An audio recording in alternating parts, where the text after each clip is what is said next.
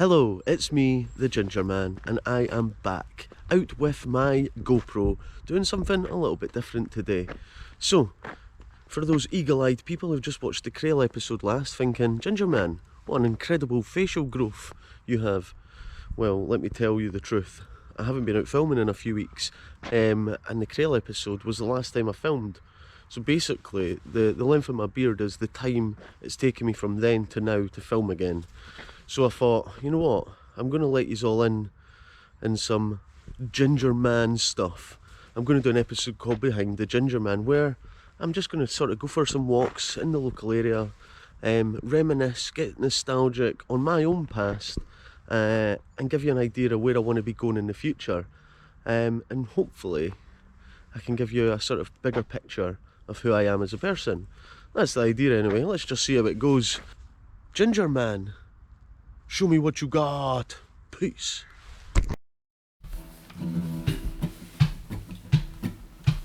I'll turn on the camera,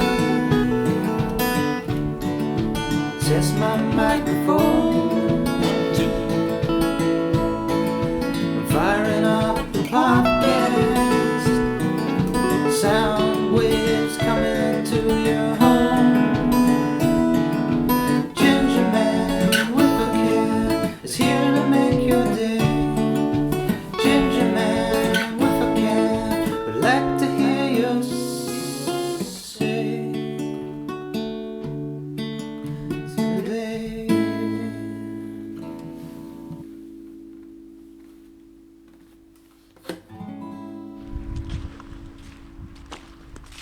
Look at this.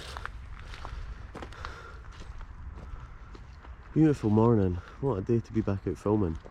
If you're wondering, Ginger Man, where are you for this Behind the Ginger Man episode? I'm just currently right next to Douglas Bank Cemetery at Patty's Muir, just next to where I stay with Scythe. Line Kilns is just over there, so really close to home right now. Now this location I'm currently at is significant, and I'll tell you why now. Because when I was younger, me and my friends, we used to come up here all the time and explore, especially through the holidays when the weather was good. We used to come up here and just explore, mess around, play in nature, because it is the best playground. Anyway, that all aside, we found this amazing tree swing up here, somewhere up here. One of my friends who's recently got married, congratulations, Jason Piggott, shout out to Skip. He got called Skip because he's Australian. It's as simple as that. Well, we were on this mad tree swing and he fell off it. He went absolutely flying, and he bruised his ribs. We had to phone an ambulance, and the ambulance had to drive over the field to come and get him there. Oh man, he was still sparked right out. It was quite serious. So I'm coming to basically see if this tree swing's still here. You know, maybe someone come and cut it down because it nearly killed a child.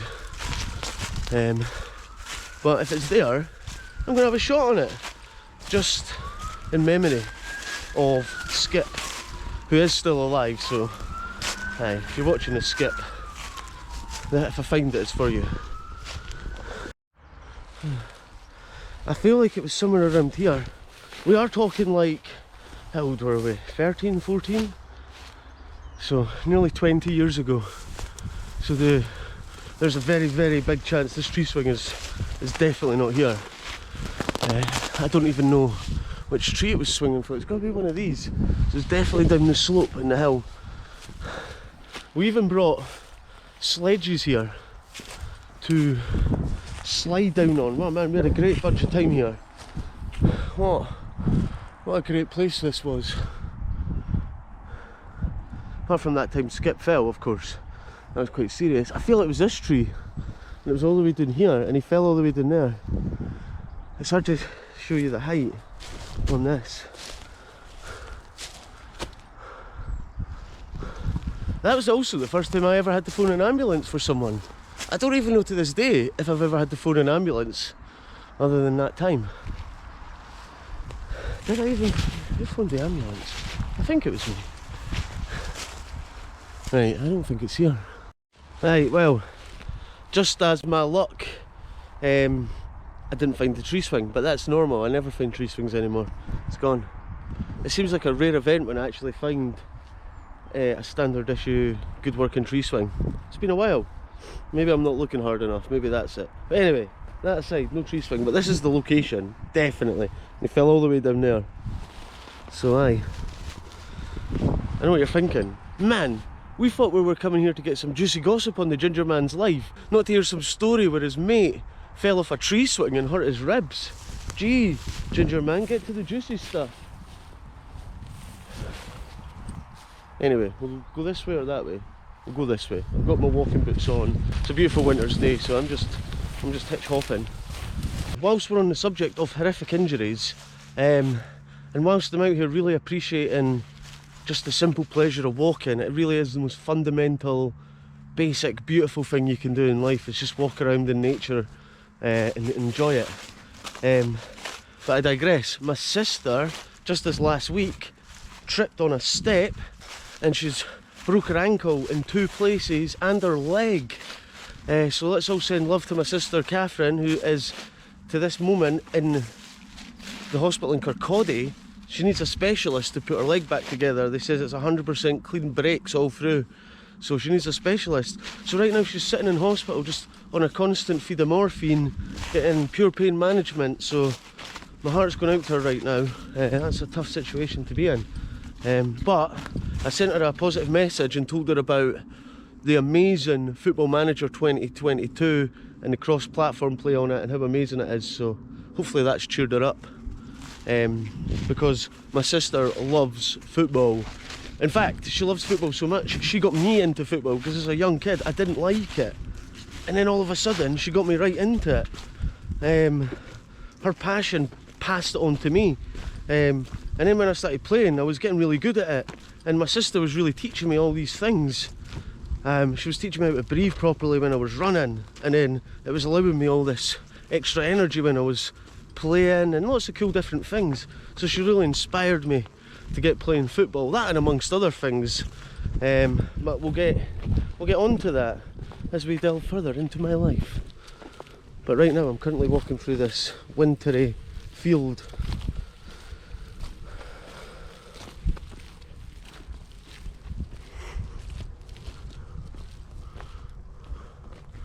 You can see the snow on the Ochils. I don't know if you can see it on the camera, but I can see it with my HD eyes.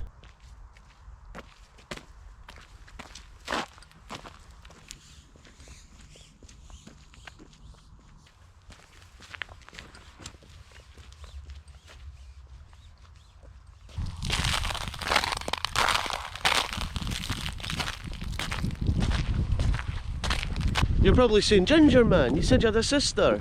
Well, yeah, I have 4 sisters, all older than me, no brothers. And my dad, or whatever you want to call him, I tend not to call him dad, left before I was born. So 4 older sisters, mum, just me, only boy. So here's me, the youngest of a family of women, and the only ginger. I surprised them sometimes. When I was a baby, I apparently peed on my oldest sister. I don't know, she's 13 years older than me, so you know, she was just a young teen looking after our wee bro. So cheers for that, sister. Look at this bit. So I love coming up here because look at the views of the bridges looking over the Scythe Dockyard. Stunning. Amazing. Oh yeah, boy. I think I might need to get the drone out up here. Ooh-wee. Look at this. Look at this. What a spot. I've got it all to myself. I'm going to stop here. Right at this spot. I'm going to fly Declan the drone and we're just going to enjoy the views of some nice, relaxing music.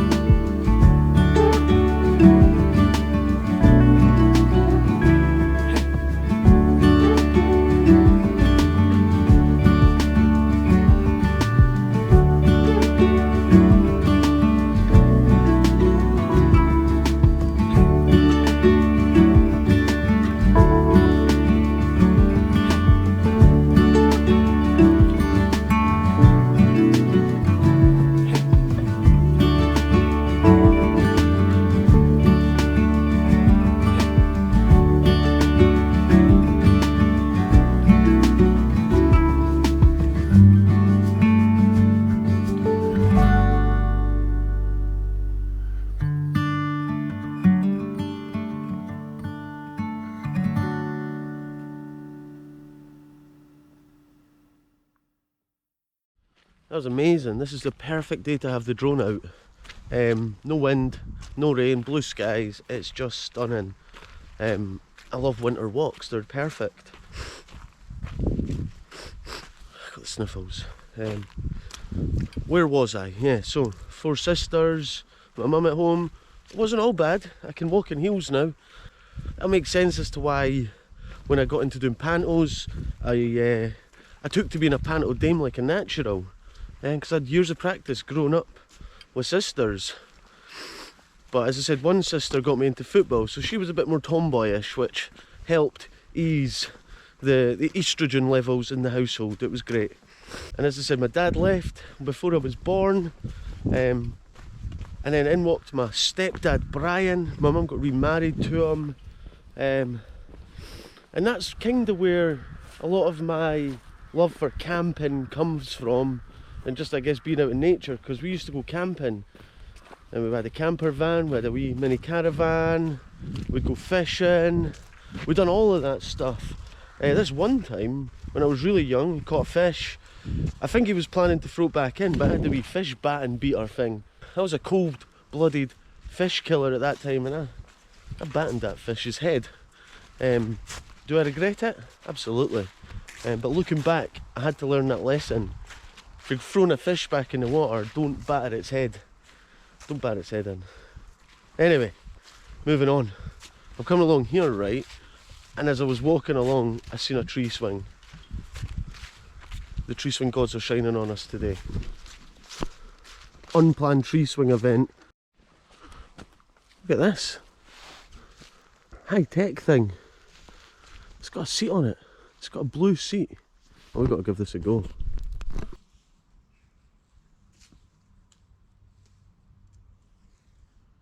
This is fun. This is a good tree swing. This is such a good tree swing. I could swing on this all day.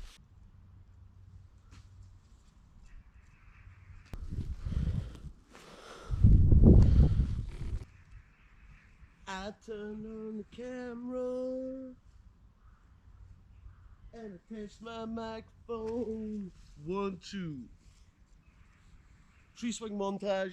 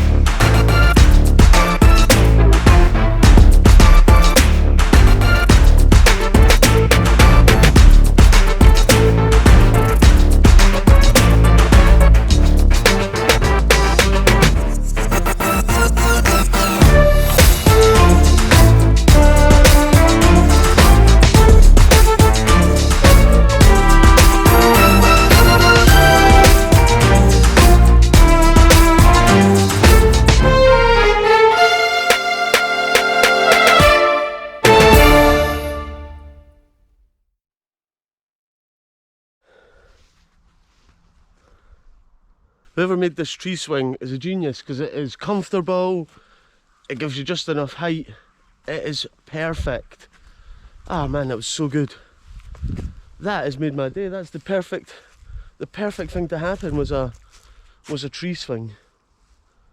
Oh man, I've had so many memories at this here bit. So many memories. Barbecues, just exploring, adventuring, hiking, whatever. I've walked through here a lot, and that tree swing is brand new. Well, when I say brand new, I'd say the last year, so amazing. I don't even know how they've done it. Maybe they chucked it over. I don't know. Genius. Brilliant.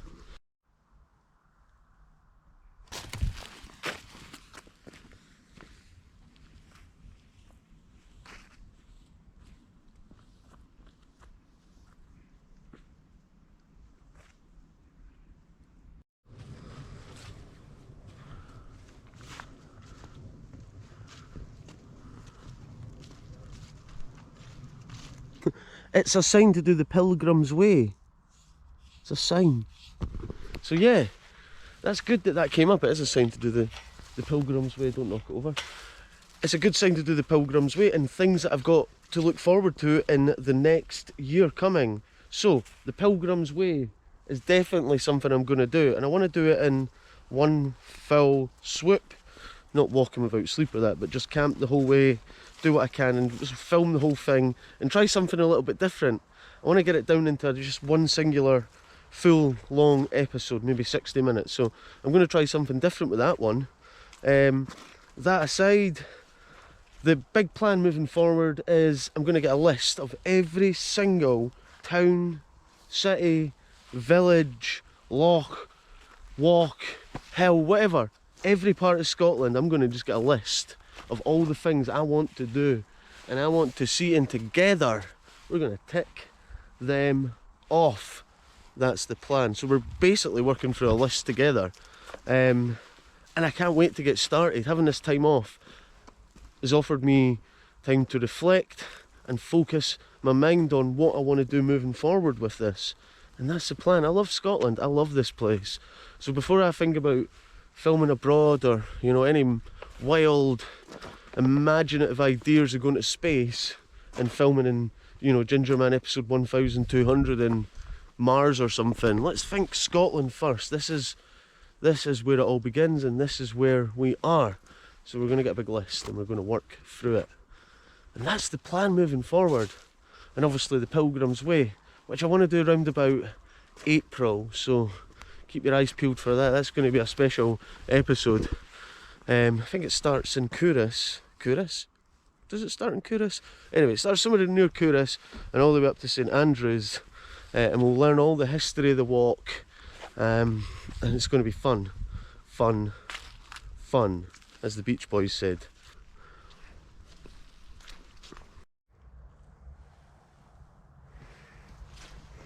Just walking back this way, back towards the cemetery. So aye, back about me and my life story. So 4 sisters, mum, dad left, and I was born in Broxburn at Bangor Hospital, which I think turned into an insane asylum. I don't know if that's true or not. Maybe I should have gone there to film, that would have been cool. The abandoned building, but I don't know if you can still visit it. Anyway, yeah, so dad leaves, we moved to Inverkeithing. So yeah, there I was, growing up in Fraz Ave. Someone chucked aftershave in my eyes. One of the flat doors slammed me on the side of the head on a windy day and actually pulled my ear down the middle, and I had to go to Edinburgh Sick Kids and get plastic surgery on my ear. And that's just a few of many unfortunate accidents I've had.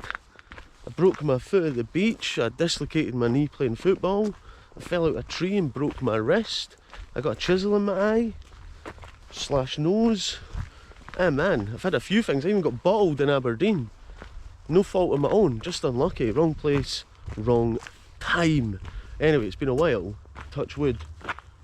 I have no wood to touch. Forget about touching wood. I won't even say what I was going to say. So aye, lots of mad different things happening.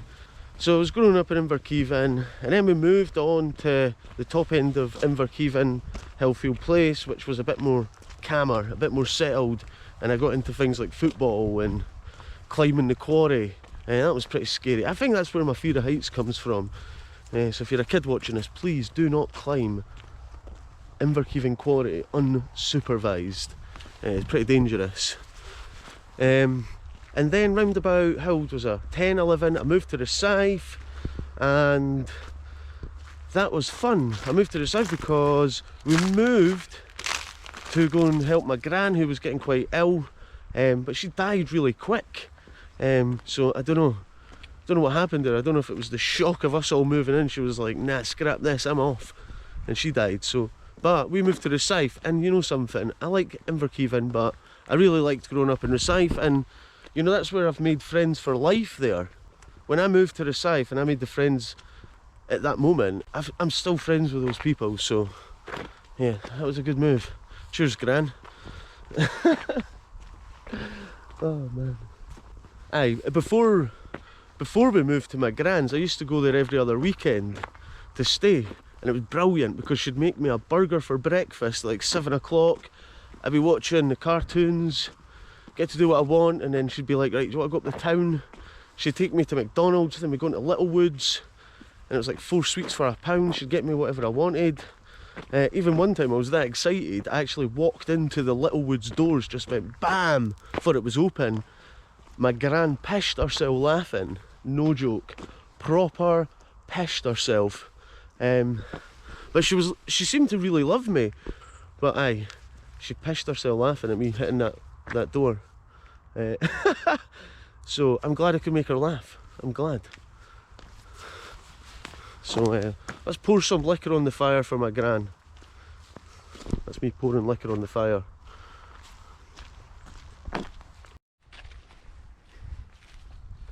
Cemeteries are peaceful places always. I think everyone feels that mutual respect when they're in a cemetery. Because loss is something we all feel at some part in our life, so we're all connected through loss.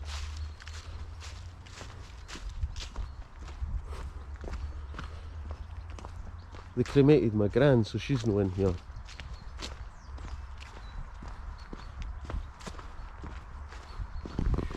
But when I was around about 7 years old, my stepdad, who'd married my mum, Brian, he sadly passed away one night playing poker.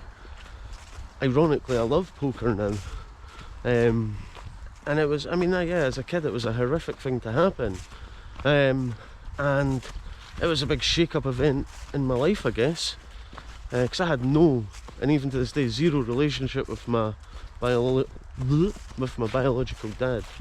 And I guess as a kid this guy was my dad. So, aye. That was a big moment in my life, I guess. And a lot of why I built up a sense of humour like I do is because of the tragedy. It's a coping mechanism for a lot of people, being funny. And then also, when you see people being sad, especially your mum, all you want to do is make her smile and laugh. So, you know, you learn to be funny, or to try to be funny, or make people laugh trying to be funny.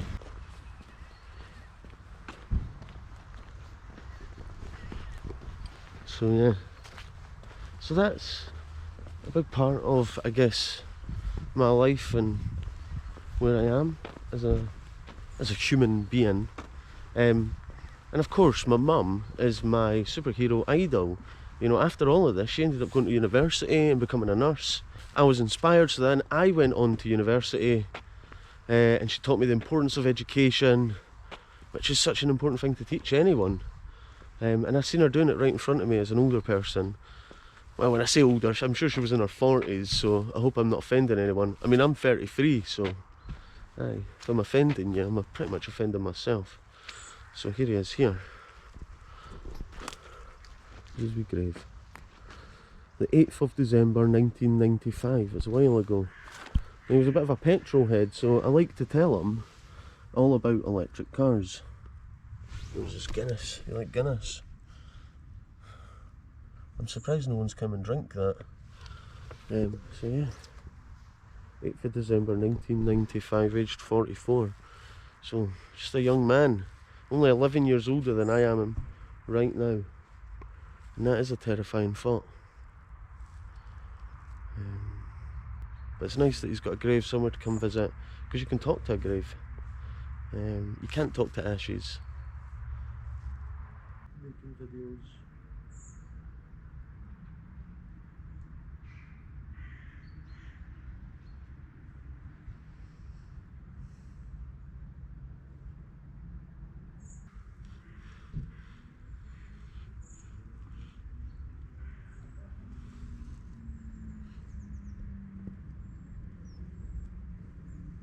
I guess this part of the video is a difficult thing to do because, you know, not talking about stuff in your past or talking about things that are quite sad, you know, you're almost reliving them when you're talking them. So this is a difficult thing to do, and it's taken me a long time to think about doing this and talking about myself and who I am and doing it on camera, because I wouldn't even do this talking to people face to face often. It takes a lot, you know. I have to really, you know, trust people, so putting it out there as a person, as a sort of general thing is extremely difficult. But, you know, I want to do this because I realise that hidden pain or, you know, pushing trauma away isn't a good way to deal with it. And I want to dedicate this part of the video for anyone watching who's lost parents, who's lost anyone close to them, even a pet. Even losing a pet is horrible. When I was 15, our family dog, who we'd had since I was just a little kid, I'm talking like 3-year-old, died when I was out walking it, and my mum was at work, and because she was doing nursing stuff, she was away. She could not come back, and I had to carry my dog in my hands, carry him in like this, as he was having a stroke, and I had to put him down on the couch. I didn't put him down. See, comedy and tragedy are so closely linked, it's unbelievable, and it's a beautiful thing at the same time as it's very sad. Yeah, so I had to get a friend to take me up to the vets, and he ended up getting put down by the vet. Oh man, that just was the worst. Like, my heart broke that day because I loved that dog and I love Angus. So I have this like constant fear of losing people. So that is my anxiety, I guess. That's my fear in life. And I love my dog, Angus, so much. I love every dog, and by loving everything, loving every dog, loving people, loving life, loving nature, loving it all and appreciating it all, is an absolutely beautiful way to cope. And I think that's why people get help, or when they're having mental health problems, just walking is a thing to do, because you really just, you see nature all in front of you, you see how it all connects. And, you know, if people didn't die and things didn't die, we wouldn't have birth. And birth is the most beautiful thing we have on earth. So, you know, new life. But the pain always exists, but again, at the same time, you learn to cope and you learn to deal with it.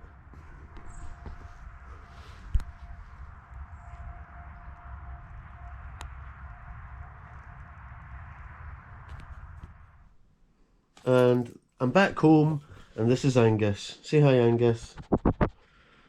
Oh, Angus, say hello. He's a good dog. He's so friendly, and he says hi to everyone. So when I'm walking down the street with him, he says hi to everyone. He wants petted. Just real friendly. Look, he's even friendly with the GoPro. And he's a fluff ball. And the best thing about Angus is he's anti-allergen, aren't you? He's anti-allergen. So that means I don't have mad allergic reactions because I'm sadly allergic to dogs. So this one's all good. Hey, Angus. Oh, he's a good boy. And a lot of my walking started with Angus, because most of the walks I do, you don't see. I don't film when I go out with Angus. It's just me and Angus time, eh, Angus? And he's needy, and he demands attention, don't you? He's like, why are you talking to a camera, you madman? So as I was saying earlier and talking about my plans moving forward, ideally I want this to all be orange. So you can see areas which I've filmed already, but this whole thing has to be orange. Pitlochry. I love Pitlochry. Muthel, never heard of it. Auchterarder. We could climb mountains. Scotland has it all. It's a playground. It's a ginger man playground. It's everyone's playground because it's all just nature. It's just there. So aye, let's get exploring.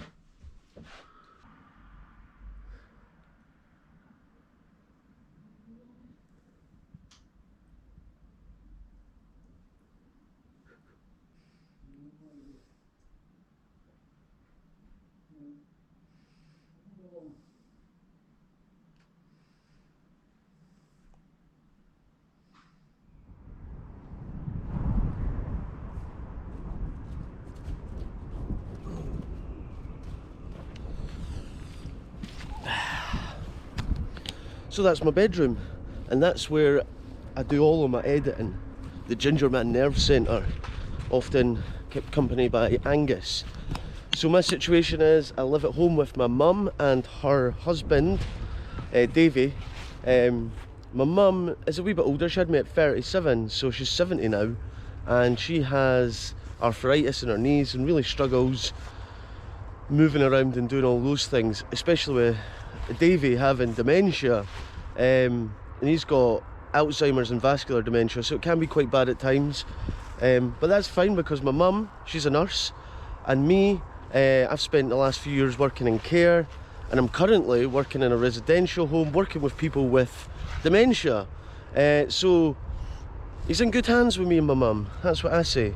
And I wouldn't change it for the world, because the thing about life is people often say when the parents pass away that they wish they'd spent more time with them. And for me, I'm with my mum every day, every morning. I'm with Angus every day. I walk him, and I'm able to hold a job and keep up doing my Ginger Man stuff, which is great. It keeps me happy and it keeps me moving forward. And that's why I guess I started doing all of this. I was working in care over in Edinburgh. I think the travelling over the bridge every morning, the time consumingness of it, the stress of managing people, doing rotas, all of that kind of took its toll on me, and I realised that sort of life wasn't for me. But I do need to be doing care, and I love doing care, and I love being around a care setting, because I think I'm around similar minded people. I think that's what I like about it. So yeah, that's I guess my situation and where I am in life, and the idea moving forward is to turn the Ginger Man into something that can sustain itself, make money. I can, you know, buy equipment, get petrol for places. That's why I've got my Patreon, which I upload extra content on. I've also got my Tip of Ginger Man for coffees, little things, little costs, it all helps. And people have been genuinely amazing over the time I've done this, and it has been able to sustain this and keep it going. And now we're at what, 143 episodes. And hi, I've had my little breaks. You learn from them. You realise that burnout is a real thing, especially when you're trying to do multiple things at once. It's okay to take a break. It's okay to stop, reflect, because you'll learn something, and it'll help take you forward in life and anything you try to do. So just remember to stop and breathe. And it's easy saying it, it's harder to do it. And I think that's where I'll end it here. I think we've gone deep enough into the Ginger Man and who I am as a person. Of course there's lots more things that have happened in my life. There's more nuances about me that you might not be aware of, but all in good time. Maybe in another 143 episodes we can go deeper behind the Ginger Man. But thanks for listening, thanks for watching. If you made it this far, you're a legend. Subscribe, do all of that stuff, like the page, follow on Facebook, Instagram, all of that, it'll be a great help. So thanks, peace.